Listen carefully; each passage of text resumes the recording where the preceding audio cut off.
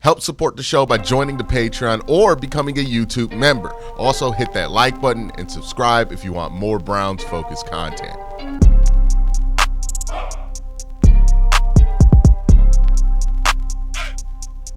All right, man, the Browns have 4 games left in this season. They play Kansas City, they play the Cincinnati Bengals, the Miami Dolphins, and they end the year against Baltimore. This has not been a very enjoyable season by any metric. When the debate that I'm having in stream while watching this game is this worse than 2019? We know where we're at. The Browns are a 3-win team right now.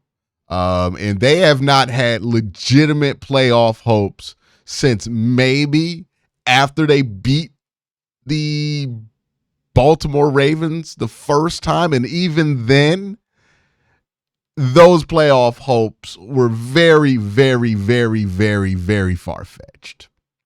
So now we're sitting here as Browns fans, looking at this last month of the season and trying to figure out what it is that we want to even get out this last month of the season, what it is that we could see out this last month of the season that can make us feel better. To some of us, it will be purely about draft positioning as people have moved on to just focusing on the draft and wanting the Browns to get the best position possible. Again, this is a take that I understand why it pops up, but I do think it undervalues the importance that winning has, or the importance that trying to win at the very least has on a football team, and the effects of that long term. Like, if you just go into the last 4 weeks not trying to win, not trying to put things together, not trying to do what you can to put a solid product on the field, it does send a message that is long lasting within the building and to the fans that are willing to watch this, right? Like, that are willing to go through the last 4 weeks of the season. I think it's kind of disrespectful to them to just punt and not even try and basically throw out rosters that don't even feel like you're trying. Now, does that mean that overtakes what is the strategic choice? That's a whole nother question. But again, goes back to the main question of this video. 4 games left. What do you want to see? What do you want to see be proved? For me, I would love to have a lot more confidence in Nick Chubb than I do right now going into the offseason. I think we saw a step in the right direction against the Pittsburgh Steelers, but I want to continue to see those steps go in the right direction against other teams, right? If he runs well against the Chiefs, if he runs well against the Dolphins, if he runs well against the Ravens, if he runs well against the Bengals, then you go into the offseason thinking, okay, he's going to get his weight program up. He's going to get back to squatting like he squats, and then he's going to be close to what you expect Nick Chubb to be. That doesn't mean that you don't draft a running back in this upcoming draft. That just means that you feel a lot better about Nick Chubb's ability to contribute in a committee of running backs. And Nick Chubb's always worked at his best when he's working in a bit of a committee, right? Like his best years in Cleveland, his best years at Georgia, he always shares the rock. That's where Nick Chubb shines. When you ask Nick Chubb to be the only back and he's coming back from all these injuries, we're seeing that it's not the greatest strategy in the world. So for me, one of those things is I want to feel a lot better about Nick Chubb going into next offseason, with this offseason, than I do right now. Another thing that I want to continue to see happen is Jerry Jeudy avoiding the bad habits, right? The big question with Jerry Jeudy was he one of these guys you can't have on a bad team? Was he one of these guys that if things aren't going right, he's going to be a cultural disaster for your locker room? And so far, Jerry Jeudy has been put in a pretty bad spot here, right? The Browns aren't a very good team. His targets have been inconsistent based on who's quarterback. But it seems like he's been able to hold it together. I mean, the hustle that he showed at the end of the Denver game, the willingness to want to win and sacrifice some of those stats to win, I think is also there with him. Like, you want to continue to see these positive traits.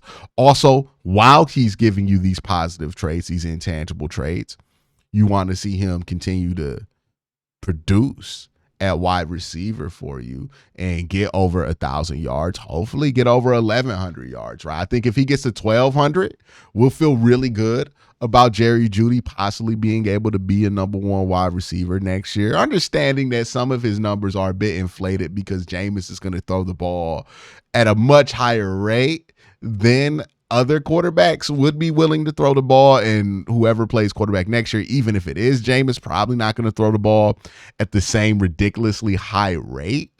But still, you feel really good about your ability to depend on him. I also wonder this offseason if the Browns look at somebody like Garrett Wilson, who's unhappy in New York, similar to how Jerry Jeudy was in Denver, has underperformed a little bit, but the talent is obviously there. And most importantly, I think there is a gap in the Browns' talent and capabilities at wide receiver that Garrett Wilson can fill tremendously. Garrett Wilson is a tremendous 50-50 ball guy. Garrett Wilson is a tremendous downfield catch guy, right? He's in the same vein as like Mike Williams, George Pickens, kind of like that kind of talent and that kind of skill set. The Browns don't really have that, right? Jerry Jeudy is not downfield guy. Jerry Jeudy is route guy. Elijah Moore is route guy, right? The Browns don't really have a downfield 50-50 threat. The closest thing that they have to that is Cedric Tillman. And Cedric Tillman is more of a traditional West Coast wide receiver than that, right? Like Cedric Tillman, I don't think is at his best when you're asking him to high point balls and catch 50-50 balls. I think Cedric Tillman's at his best when he can run a post in the middle of the field and catch it, break a tackle, and get after it after the run. I think that's what Cedric Tillman's skill set is. He's more of that, like in the TO build of what a West Coast offense wide receiver is than the 50-50 ball guy. So maybe Garrett Wilson could be another piece that you add so that you have your route guy.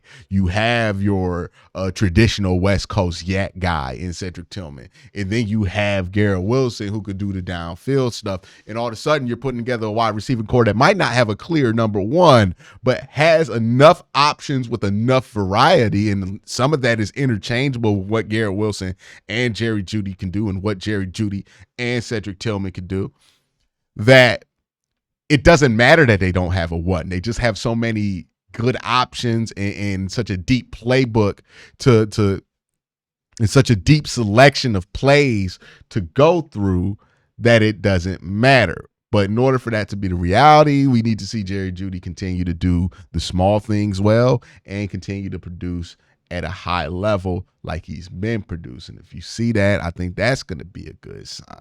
And look, I'm not here to sugarcoat how bad this season has been. It's been a bad season. It's been a particularly painful one to follow week in and week out. And I feel like it's done its damage to the fan base because a lot of fans are not really at a happy place with the Cleveland Browns, which is fine, right? Because they're not at a happy place right now as a football team. There's a lot of big questions that this team's going to have to answer, and a lot of those questions are going to come after the season, right? When we're talking about what the future is at quarterback, that's something that could be handled in free agency. That's something that could be handled in the draft, but it's not likely that something emerges in these last 4 weeks that changes the math on any of this going forward, right? The Browns have questions about how they're going to dig out of the Deshaun Watson contract. We'll see those solutions come to light during the offseason so they could free up some money, right? But we're not going to get any of those answers right now, or at least if we have those answers, a lot of folks ain't going to believe those answers until they see those answers, right? But when it comes to like the long-term stuff, the big stuff that's hanging over the team right now, we're going to have to wait to the offseason to get any insight on what the Browns are going to do there.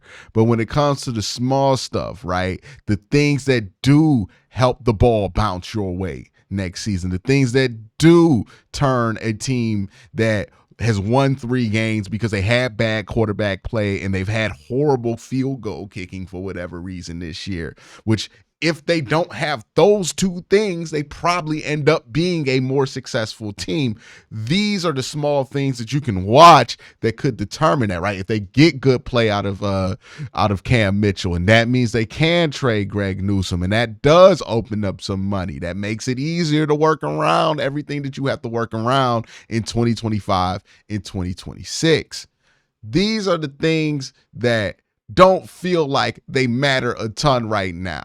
But in retrospect, you're going to look back in a couple of years and think to yourself, wow, it did matter that we got to see Cam Mitchell. It did matter that we got to see if Isaiah McGuire can hold down that other edge spot before we go into a draft where you might be able to get Abdul Carter, right? Like, it did matter that we saw Mike Hall come back from injury and be able to play 3-tech again so we could determine, like, hey, do we want to add a Mason Graham to that defensive line room? Like, this stuff is going to matter when it comes to the evaluations that the Browns are going to make and the decisions the Browns are going to make in the offseason that are going to be more effective for this team in the long run. So, yeah, it's been a tough year. I get it. I've been through it too, right? It's been a rough year to be a Cleveland Browns fan, one of the roughest that I could remember in recent memory.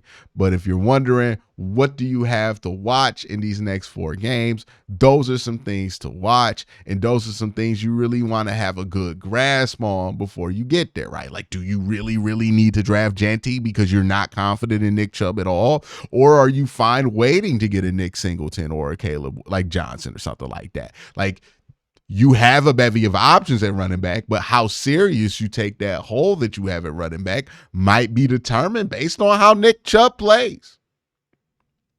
It's been a rough year, and for those people who have checked out, I get it. But if you are like me and you love football enough that you're willing to watch these games, this is something that is going to be important going forward with this team, and it's going to matter going forward with this team. But y'all have a great day. Have an even better night. Peace.